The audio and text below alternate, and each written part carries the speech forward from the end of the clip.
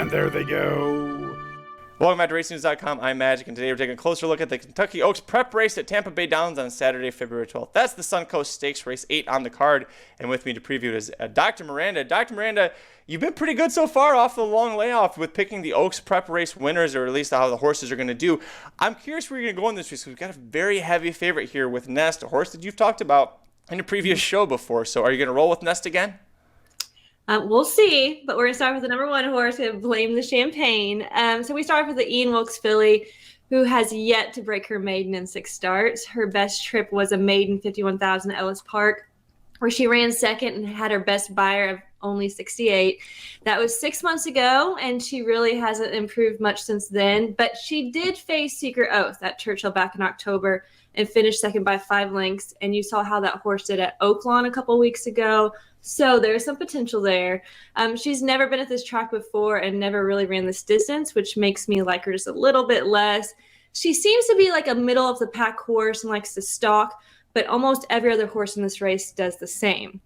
We're going to go to the favorite with Nest, number 2, another Todd Pletcher filly with Irad Ortiz. I mean, she's already 3-5. Can't wait to see what she is on Saturday. But we did see his filly last week, Gratitude, last week. She didn't even hit the board at Gulfstream Park. But I think this one is his top filly going in here. This filly has some class, unlike Gratitude.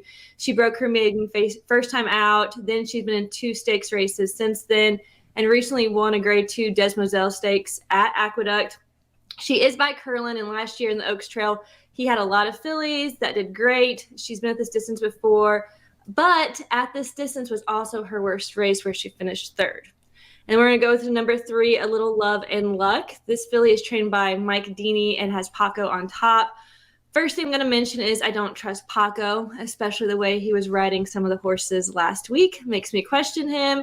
This horse has raced 5 times and broke her maiden 2 starts back, and then went on to win an ungraded stakes at Gulfstream. But that race was her best race, and that was on turf, not like dirt like this race. Her buyers have improved a lot just by putting her on turf versus dirt.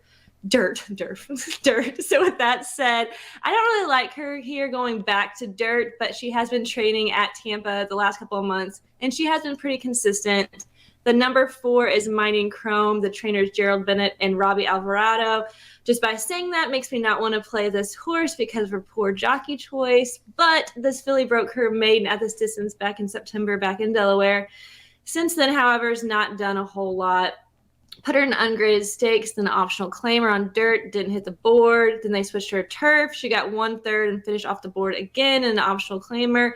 I think that this filly is just way in over her head. I mean, there's not a whole lot of talent in this race, but I just don't see it happening, especially when you have mid-50 buyers on the dirt only. The number 5 is Mirth and Merriment. That's a trainer, Timothy Hammond Bowen. This horse has the worst odds on the board, and that's for good reason. There's not a whole lot on paper that gets you excited. It took her 5 times to break her maiden. She broke her maiden at Presque Isle Downs back in October at a 29,000 maiden. I've been to that casino and that track, and it's just a very interesting atmosphere up in Erie, Pennsylvania. Her highest buyer is in the mid-50s on dirt. They put her on turf last time, but she actually had her best buyer, and that was after 3 months off. So maybe she liked the surface change, or maybe she just matured a little bit since then. She does have one of the best early speeds out there. So, I mean, who knows with these young fillies? They may let her loose, and she is one of the only lone speeds except the one on the very outside. You just never know how these races are going to work out. They're always weird early on in Florida. We go to number 6. That's Peaceful Sunrise for Christophe Clement and Sammy Camacho, who is usually the top jockey at Tampa Bay. This filly did break her maiden last month, running this distance at a maiden special weight. So that has that going for it. But I've found in the last couple of weeks, I've been playing in a few tournaments, and that you usually have to play Tampa and Gulfstream. And some of these Tampa races just really stink. Like, there's maybe one good horse in the field, the rest are terrible. So by her winning at Tampa doesn't really give me a whole lot of reassurances that she just wasn't running against just a whole bunch of mules. That sounds so bad, but it is true. There's just not a lot of talent usually at Tampa Bay Downs. She does have a lot of late speed, so she could speed past these stalkers in the end that may be trying to keep up with the front runners. And then number 7 is Ha Penny for Joseph Orsano and Louis Piscini. Raced 3 times, won one time. They put her in the Gasparilla Stakes after being off 2 months, and she did improve since her last race.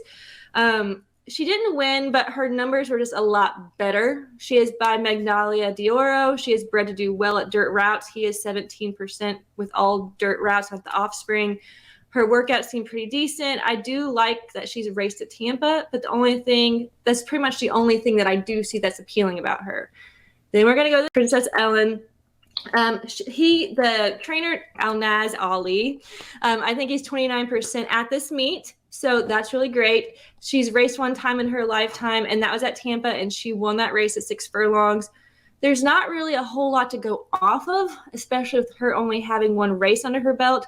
She does have a lot of early speed, but the question is with these young fillies, can she get the distance? But I said it could set up this race is that she may be alone with the pack, and they may not catch her in the end.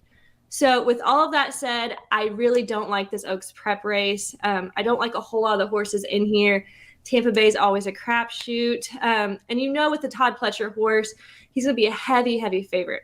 She's going to be a heavy favorite. She's already at 3-5, probably lower than that on Saturday. And I'm not going to try to tell you to place a win bet on her when you may get 20 cents back for your dollar.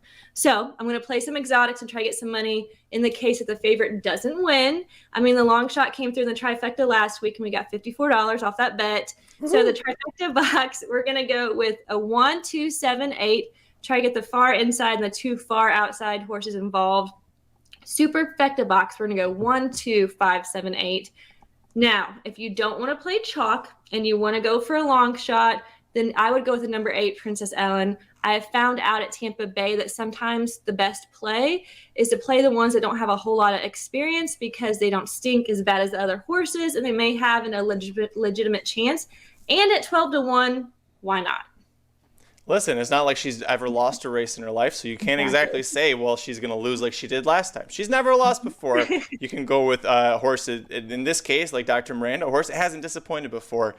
Head over to racedudes.com. We've got free picks for every race, every track around the country at youtube.com/racingdudes. Full coverage of the Kentucky Oaks and Kentucky Derby trails. Hit like if you like this video. Hit subscribe if you really like it. Tell us in the comments below who you think is going to win the Suncoast. We'll see you at the track. This has been a presentation of RacingDudes.com, your destination for all things horse racing and sports betting. Whether you want free winners, expert insider picks, up-to-the-minute trackside weather reports, or podcasts and videos for bettors of all skill levels. Never make another wager without visiting the Racing Dudes first.